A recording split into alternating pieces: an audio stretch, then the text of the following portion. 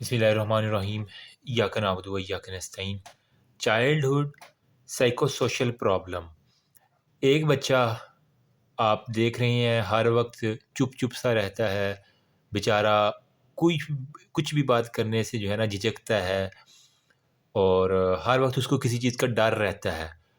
तो पीडियाट्रिक का ये एक इम्पोर्टेंट टॉपिक है, चाइल्डहुड साइको सोशल प्रॉब्लम।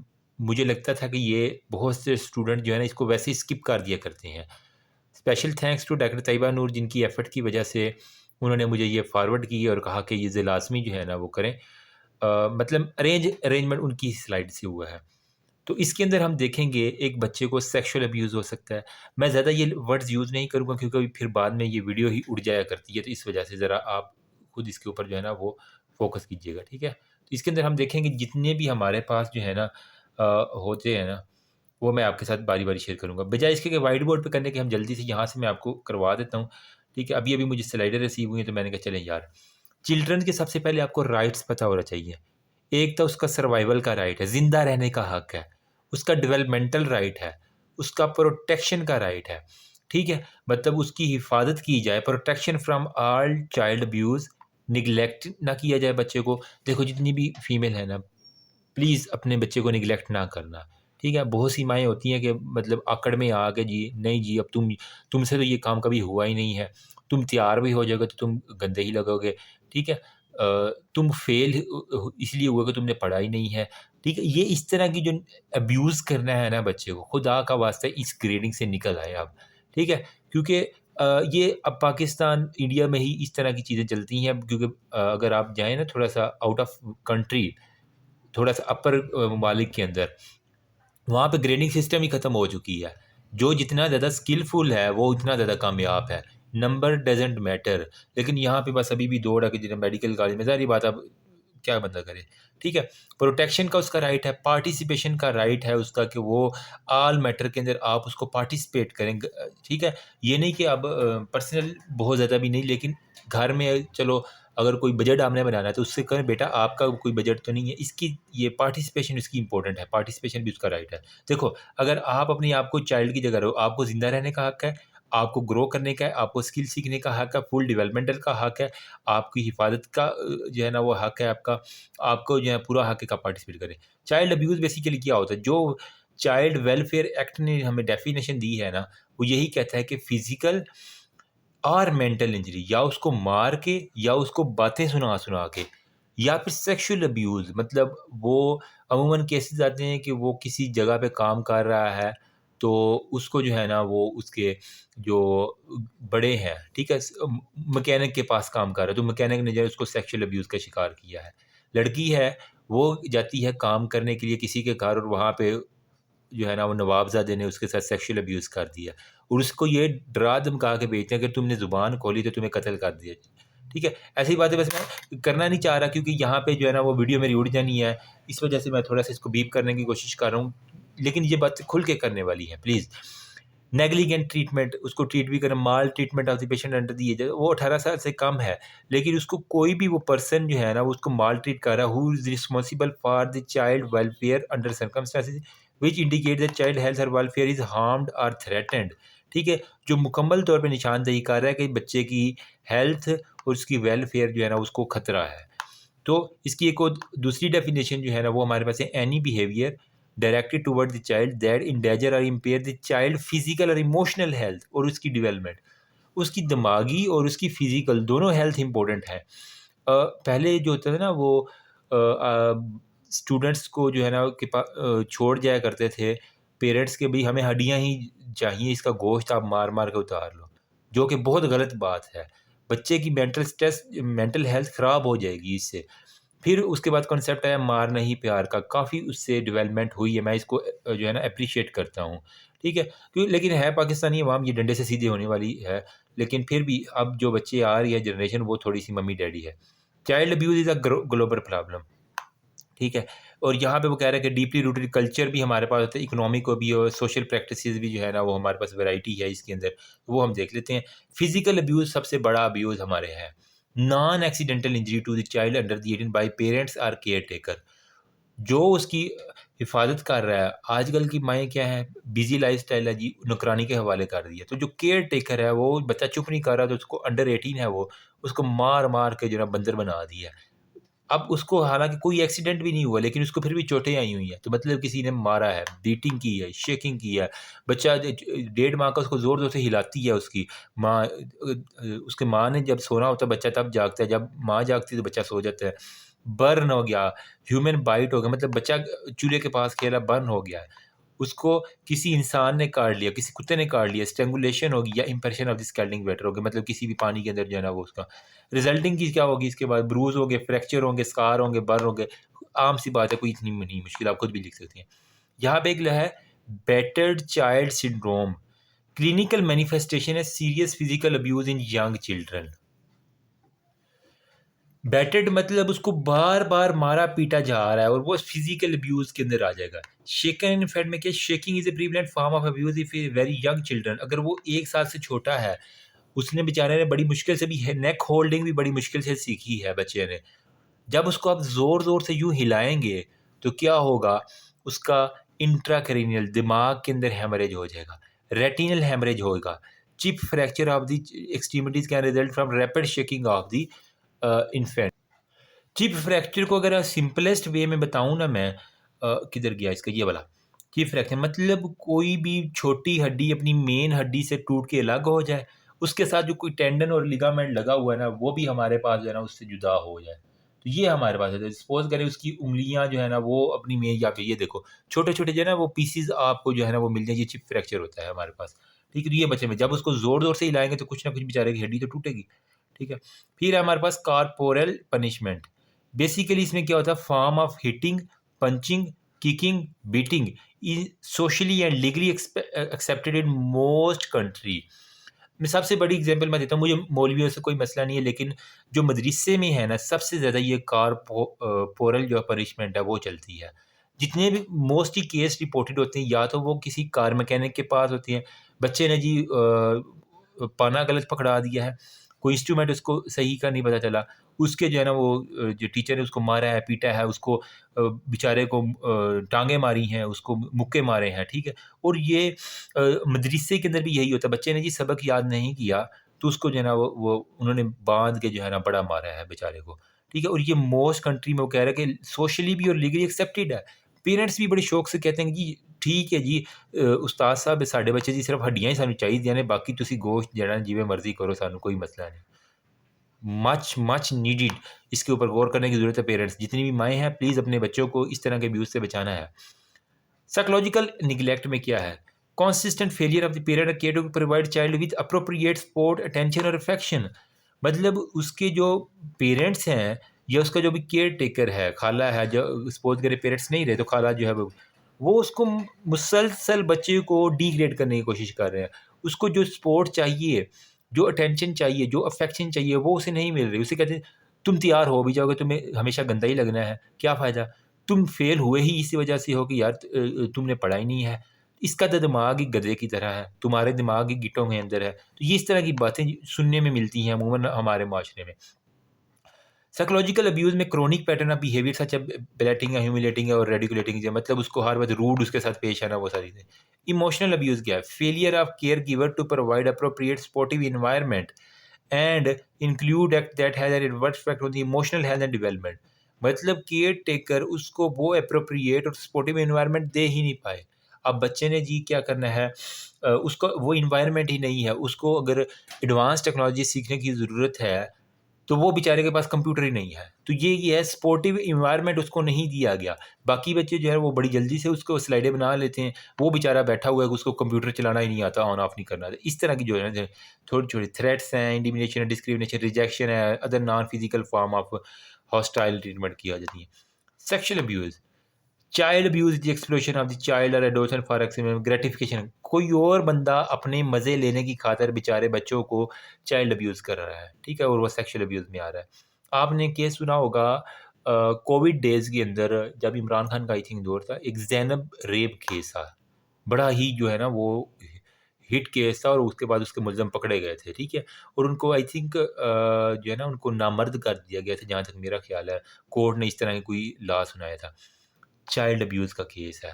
खुदा का वास्ता है, अपने बच्चों को सिर्फ़ अपने जो करीबी रिश्तेदार हैं उनके पास ही छोड़ना है, जिनके ऊपर आपको 100% ट्रस्ट हो। ठीक है? ये नहीं कि आपका जो बच्चा है ना वो उस इवन ये देखे गए हैं जो केसेज़, वो कज़िन्स के साथ जो है ना वो बहुत ज़्यादा होते हैं। अमूमन उसके जो ठरकी कज़िन है ना, वो बेचारी लड़की को पकड़ के जो है ना वो कर जो केसेज़ रिपोर्ट हो रहे हैं वो मैं आपके साथ शेयर कर रहा हूँ, कोई किसी की नहीं है, लेकिन ये एक्चुअल में हम मुआशरे की हकीकत है। Role of doctor in the child abuse. अब आपके पास जब पेरेंट्स आते हैं ना पाकिस्तान में, तो जब इंस्पेक्ट करती है, पता चल जाता है कि इसके साथ रेप हुआ है। जब उसकी माँ-बाप को बुला के कहते हैं डॉक्टर साहब चुप हो जाओ इत्थे ही। उन्हें हम ऑफ़र करेंगे कि यार आप पुलिस केस करवाएँ, तो इससे आपका बच्चा जो है ना वो मज़ीद इस तरह की किसी और बच्चे को बुरा निशाना मिले। कहते हैं डॉक्टर साहब हमारी इज़्ज़त का सवाल है, ख़ानदान की इज़्ज़त मिट्टी में मिल जाएगी, प्लीज़ आप चुप कर दें और हमें घर जाने दें। एज़ अ डॉक्टर आपने क्या करना है? प्रोटेक्ट करना है, उसको सस्पेक्ट करना है, इंस्पेक्ट करना है, और जो मवाद वहाँ से कलेक्ट हुआ है वो, और फिर उनको रिस्पेक्ट देनी है, उस बच्चे को भी, उसके पेरेंट्स को भी। ये नहीं कि वावेला मचा देना कि पूरे वार्ड में कि ये सेक्सुअल अब्यूज़ का बच्चा, ऐसा नहीं करना है। उनको अलहदा में ले जाके अच्छे से समझाना है, उनको ऑफ़र करनी है कि देखिए हर हॉस्पिटल में जो है ना वो डीपीओ और जो डीसीओ इनके नंबर होते हैं। तो इस तरह का कोई भी केस हो, आप फ़ौरन पुलिस को जो है ना वो इन्फ़ॉर्म करके, अगर वो राज़ी हैं उसके पेरेंट्स, तो आप उसका केस जो है फ़ाइल करवा सकते हैं, काफ़ी इसमें। तो टाइप्स ऑफ अब्यूज़ेज़ अभी जो हमने पढ़ी हैं, physical abuse, sexual abuse, emotional हो गया, नेग्लेक्टिंग वाला अब्यूज़ हमारे पास हो गया। फ़िज़िकल में क्या था, हमने मार-मार के, ठीक है, फ्रैक्चर कर दिए, बर्न कर दिया, उसको कोई भी ब्रूज़ आ गई, ठीक है, अनएक्सप्लेन्ड हो गया, ठीक है। अब जब देखेंगे तो उसके अमूमन कमर के ऊपर जो है ना वो आपको पैचेज़ जो है ना मिल जाए। अब यहाँ पे बिहेवियर इंडिकेटर क्या है? Wary to adult contact of frightened of the parent हो गया, मतलब हर वक़्त ब अपने ब बाप माँ-बाप से डरता रहेगा, ठीक है? वो सही से जो है ना वो कपड़े नहीं पहनेगा, मतलब गर्मियों में सर्दियों के कपड़े पहन के बैठा हुआ है, सर्दी ठंड पड़ रही है लेकिन उसने निक्कर पहनी हुई है, तो इस तरह के भी देखने में बंदे को पता चल जाता है डॉक्टर को ना। सेक्सुअल में क्या है?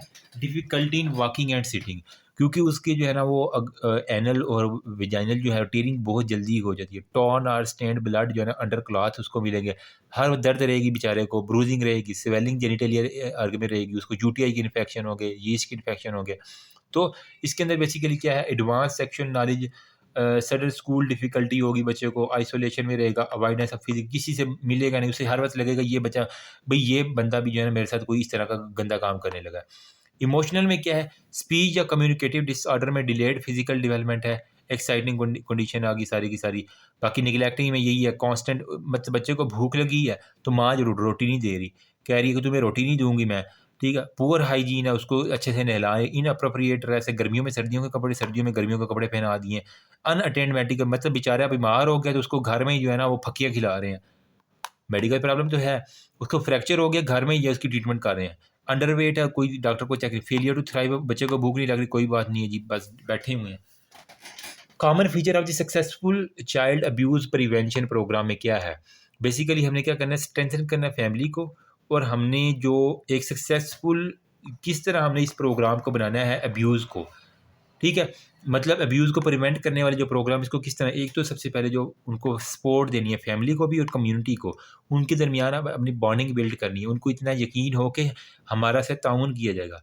Treat parent and vital contributor child growth और डेवलपमेंट के बारे में बताएँ। Create opportunity for parents to feel empowered to act on their own behalf. Parents को अपॉर्चुनिटीज़ इतनी मिलनी चाहिए कि वो खुद ब खुद रिपोर्ट करवा सके। Respect the integrity of the female, enhance parent की कैपेबिलिटी को इन्हांस करें, लिंक रखें अपनी कम्युनिटी के अंदर। Provide setting with parents and children can gather हो गया, इन्हांस कोऑर्डिनेशन इंटीग्रेशन हो गया, इन्हांस कम्युनिटी अवेयरनेस हो गया। आप मुख्तलिफ एड्स चला दें, प्रोग्राम चलाएं जिसके अंदर आप वहाँ के सोशल इन्फ्लुएंसर्स को इन्वॉल्व करें कि आप इसके बारे में जो है ना वो लोगों को बताएं। कम्युनिकेशन डिसऑर्डर बेसिक नेक्स्ट हमारा है कि इसके अंदर क्या होता है, expressive language disorder, difficulty with expressive language in parent, with academic and occupational achievement और with social communication।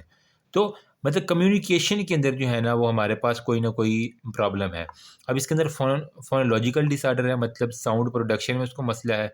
Situation of one sound problem, stuttering क्या है, डिस्टर्बेंस इन नॉर्मल फ्लुएंसी, बोलते बोलते वो हकलाना जिसे हम कहते हैं वो हो जाती हैं। फिर हमारे पास कुछ प्री वैसिव डेवलपमेंट डिसऑर्डर है जिसके अंदर एक्वास्टिक डिसऑर्डर है, रेटिस डिसऑर्डर है, चाइल्डहुड डिसइंटीग्रिटी है और एस्पर्जर्स डिसऑर्डर होती है।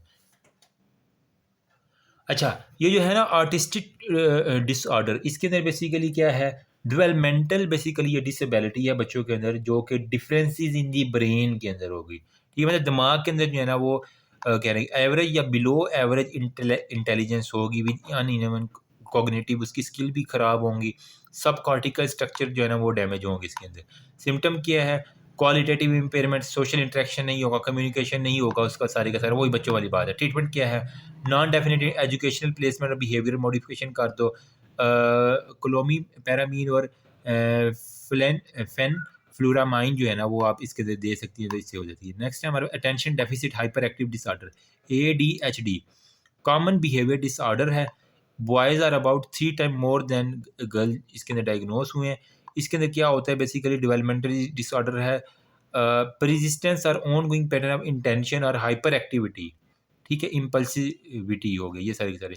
गेट इन अ वे और typical difficulty in maintaining attention हो गया, एग्जेक्टिव फंक्शन वगैरह वो मतलब वो मेंटेन नहीं कर पा रहा आपने के सारे के सारे।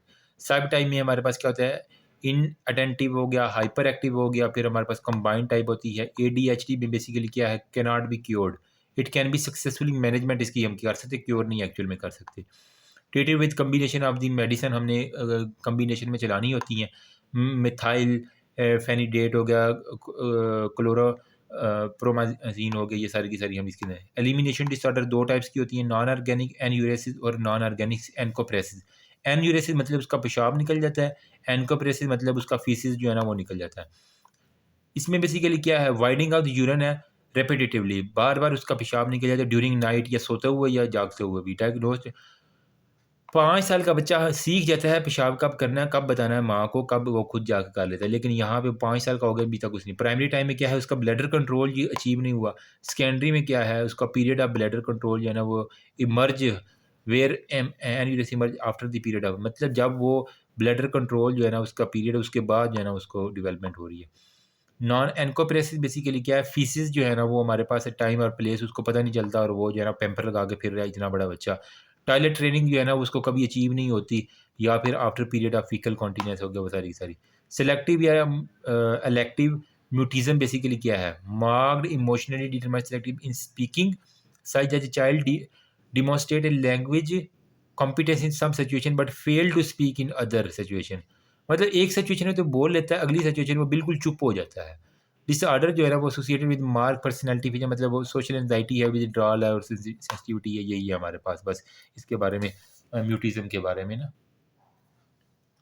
अगर इसको मैं म्यूटिज्म को मोर सिंपल कर दूं ना, तो कहने के इन एबिलिटी है कि coordination of the muscle involve in speech, मतलब हम अमूमन बात करते हुए हाथों को हिला रहे होते हैं ना, तो उसकी वो इनकोऑर्डिनेशन होती है, और वो बोलते हुए भी जो है ना उसको इनएबिलिटी टू स्पीक, मतलब बोलते बोलते रुक जाएगा, फिर बोलना शुरू कर देगा। तो इस तरह की कुछ जो है ना वो बिहेवियर, इससे हम कहते हैं म्यूटिज्म। एंजाइटी डिसऑर्डर है, person is unable to speak in certain social situation, मतलब वो बिल्कुल चुप हो जाएगा सोशल सिचुएशन में, ख़ास तरह की सिचुएशन में, ठीक है।